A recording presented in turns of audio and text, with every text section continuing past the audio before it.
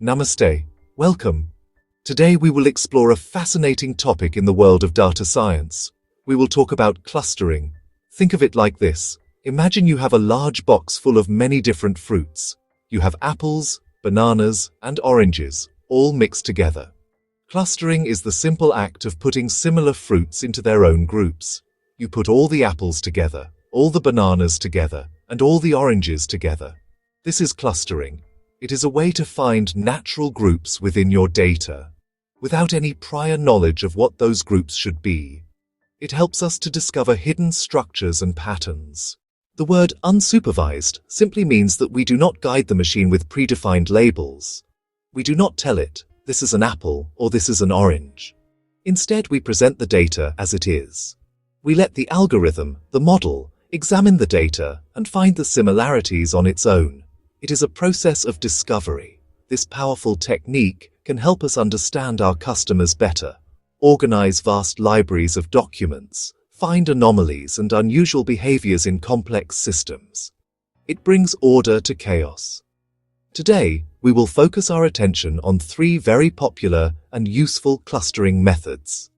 We will discuss kmeans, which is perhaps the most famous of all. We will then look at hierarchical clustering, which builds a beautiful tree-like structure of relationships. Finally, we will explore DBSCAN, a clever method that finds groups based on how densely packed the data points are. To make this journey practical and clear, we will use a well-known dataset called the Iris dataset. Before we dive into the algorithms, we must first understand the data we will be working with. For our exploration today, we have chosen the famous Iris dataset. This is a classic dataset in machine learning. It is simple, it is small, and it is very easy to understand. It contains measurements from 150 different iris flowers. These flowers belong to three different species: Iris setosa, Iris versicolor, Iris virginica. The dataset is like a small, well-organized garden, perfect for learning and experimenting with our clustering tools. So, what information does this dataset contain? For each of the 150 flowers, 4 features have been measured: sepal length, sepal width, petal length, petal width. Think of these 4 numbers as the unique signature of each flower. Our challenge is to see if our clustering algorithms can use these 4 measurements to rediscover the 3 species on their own, without labels. This is the essence of our unsupervised learning task today. We want to see if the machine can see the groups that a botanist would see. In Python, getting this data is very simple using scikit-learn. You only need a few lines of code.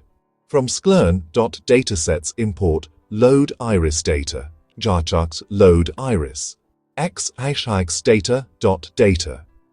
The variable x now holds our 150 flowers, with the 4 measurements for each one. This x will be the input for all our clustering algorithms. It's hard to visualize 4 dimensions. Humans work best with 2 or 3 dimensions. We'll use Principal Component Analysis, PCA, to reduce dimensions, from scikit-learn.decomposition import PCA-x2, PCA-n-encha components 2, fit toc transform x. Now we can plot x2 as a simple scatter plot, where each point represents a single flower. These plots will be our window into how each algorithm performs. Our goal is not to become experts overnight. It is to build a clear and steady understanding. We will walk through each method step by step. I will explain how each one works in simple terms. Let us now discuss our first method, kmeans. This algorithm is popular because it is very intuitive and fast. The K in kmeans simply stands for the number of clusters you want to find. This is a crucial detail. You must tell the algorithm how many groups to look for before it starts. For our iris dataset, we know there are 3 species, so we will set our K to 3. The main idea of kmeans is to find the best central point, or centroid, for each of the K clusters. It works to make the clusters as compact and dense as possible around these centers. The process of kmeans is like a dance that repeats in 2 steps. First, the algorithm randomly places k-centroids in your data space. Then, it begins the first step, the assignment step. In this step, Each data point looks at all the k-centroids and assigns itself to the one that is closest to it. This creates k-initial groups of points. The second step is the update step. Here, for each of the k-groups, the algorithm calculates a new centroid by taking the average position of all the points within that group. This new centroid becomes the group's new center of gravity. These two steps, assignment and update, are repeated over and over again. With each repetition, the centroids move, and the data points might switch their group allegiance. The dance continues until the centroids stop moving much, or until they settle into a stable position. At this point, the algorithm has converged, and the final groups of points are your clusters. The final position of the centroids represents the heart of each cluster. K-means works beautifully when your data has groups that are roughly spherical or ball-shaped and are of a similar size. In Python, running k-means with scikit-learn is remarkably simple. You just need these few lines from scikit-learn.cluster import k-means. Then create and run the model. Means counters k-means ent clusters 3 random state 0 fit x2. End clusters 3 tells the algorithm to find 3 groups. Random state 0 ensures the initial placement is the same every run, giving reproducible results. After this, get cluster labels with labels. Use these labels to color a scatterplot and see the 3 groups k-means has found. We will also see some short code examples to understand how easily we can apply these powerful ideas. By the end of our discussion, you will have a solid foundation and the confidence to start exploring the world of clustering on your own. So, let us begin this journey of discovery together. Every tool has its purpose, and k-means is no exception. It has several distinct advantages that have made it a go-to algorithm for many data scientists. Its primary strength is its speed. Its primary strength is its efficiency. K-means is computationally very fast, especially on large datasets. Useful when you have millions of data points, and you need a quick result. Another advantage is its simplicity. The logic behind k-means is centered on centroids and on distances. That makes it very easy to understand and explain. It provides a solid and quick baseline for many clustering tasks. However, be aware of limitations. Its biggest disadvantage: you must specify k beforehand. In real problems, you often don't know the optimal number of groups. Choosing the wrong k can give poor results. K-means is sensitive to initial centroid placement. Different random starts can lead to different final clusterings. That's why you often run it multiple times.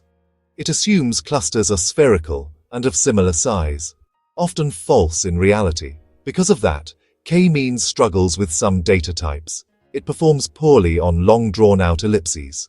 It also fails on crescent moon-shaped clusters. It will force spherical shapes, often splitting natural groups. K-means is not robust to outliers. A single outlier can pull a centroid and distort clusters. It has no built-in way to ignore noisy points. Despite drawbacks, k-means is very useful. Widely used for customer segmentation. For example, high-spending frequent shoppers, or bargain-hunting occasional buyers. Another use: image compression. K-means groups millions of colors into k-representative colors. That can significantly reduce file size with little quality loss. Our second method is hierarchical clustering. Unlike k-means, this method does not require you to specify the number of clusters at the beginning. Instead, it builds a full hierarchy of clusters, like a family tree, which you can then explore. There are 2 main approaches to this: agglomerative, divisive. The agglomerative approach is more common. It is a bottom-up method. It starts by treating every single data point as its own individual cluster.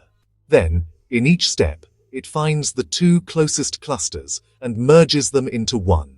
This process continues until all the points are merged into a single, giant cluster. The result of this process is not just a single set of clusters, but a complete tree structure. This tree is called a dendrogram. The dendrogram is a very powerful visualization. It shows you the entire sequence of merges, from individual points all the way up to the final single cluster. The height at which two clusters merge in the dendrogram represents the distance between them.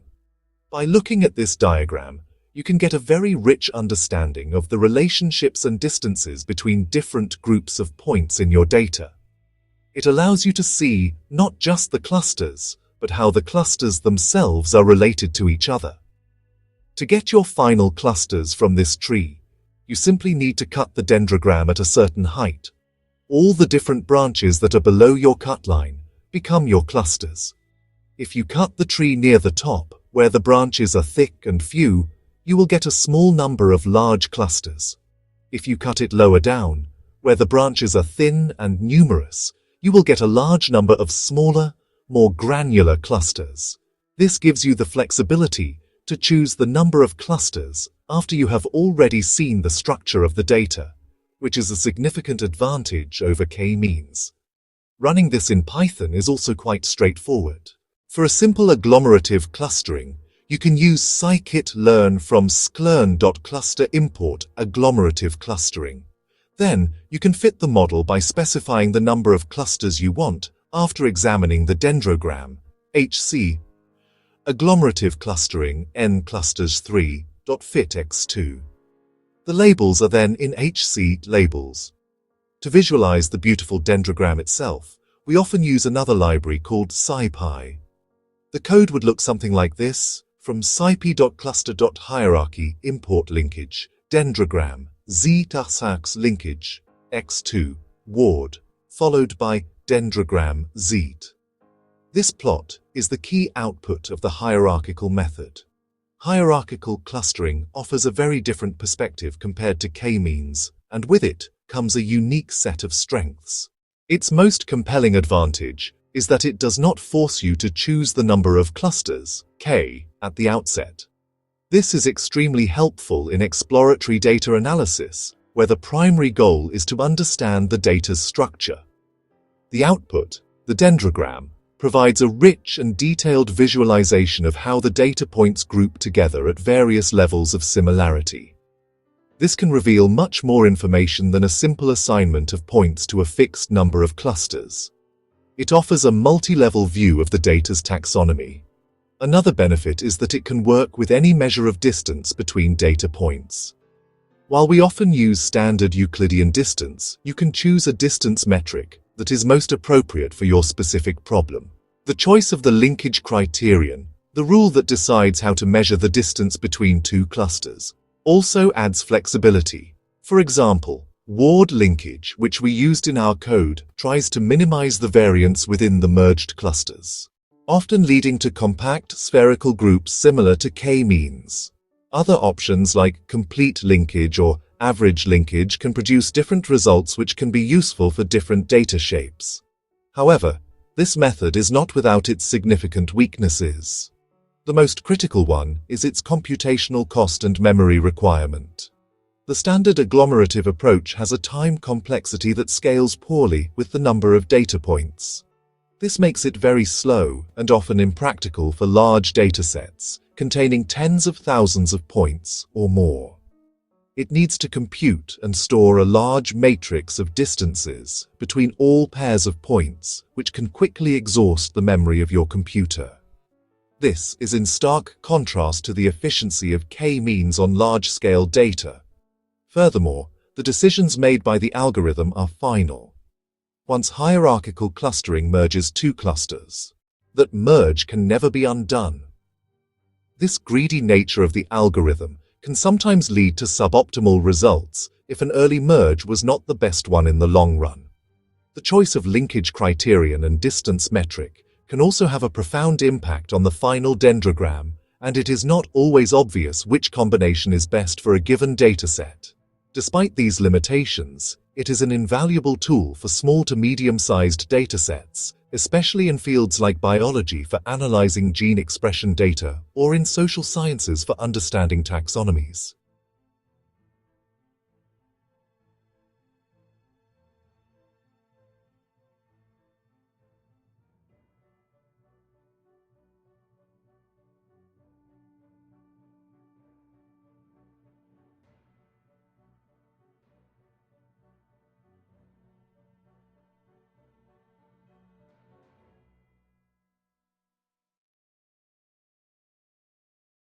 Our third and final method is DBSCAN.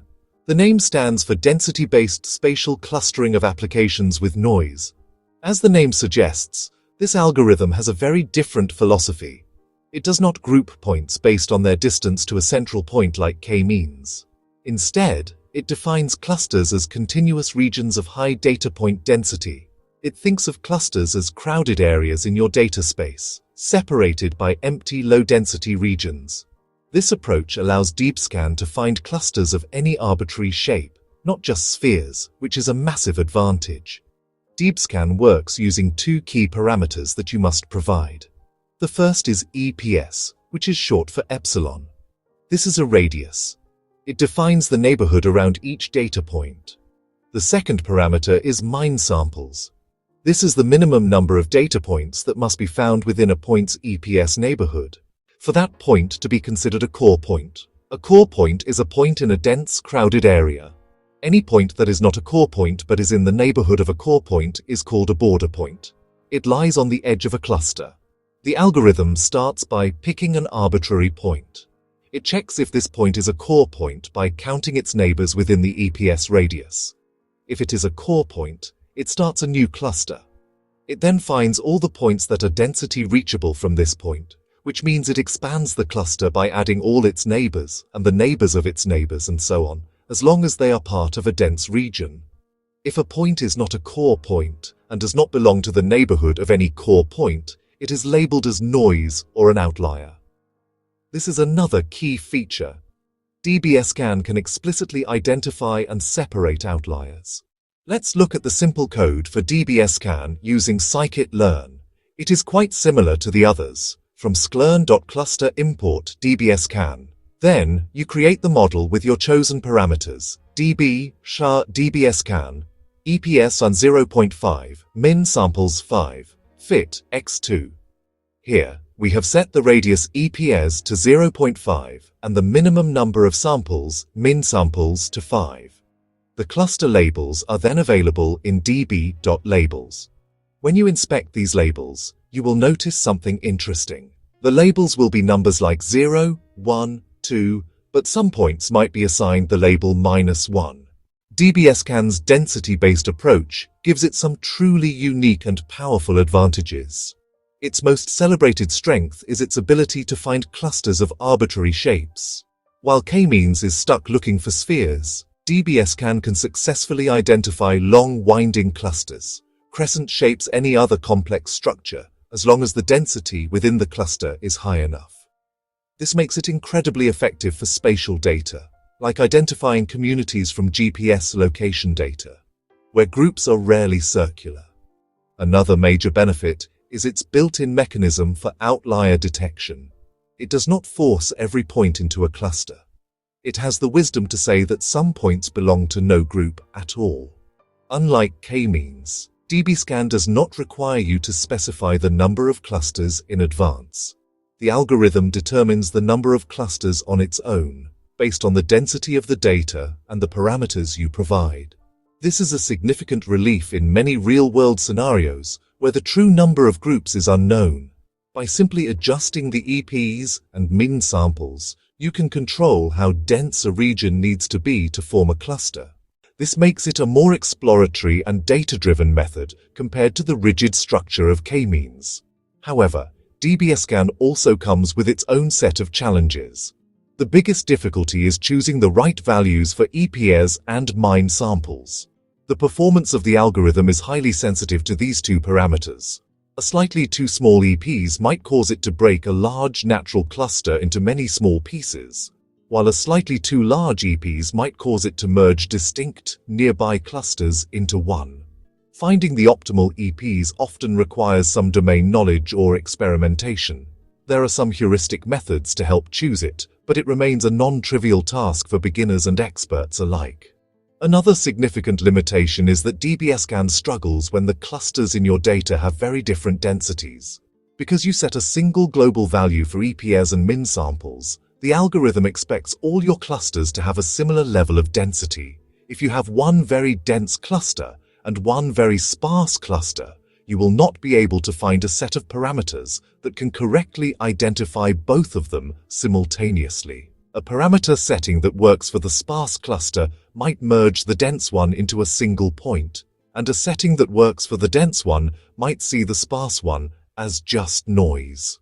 We have journeyed through 3 different worlds of clustering: kmeans, Hierarchical DBSCAN.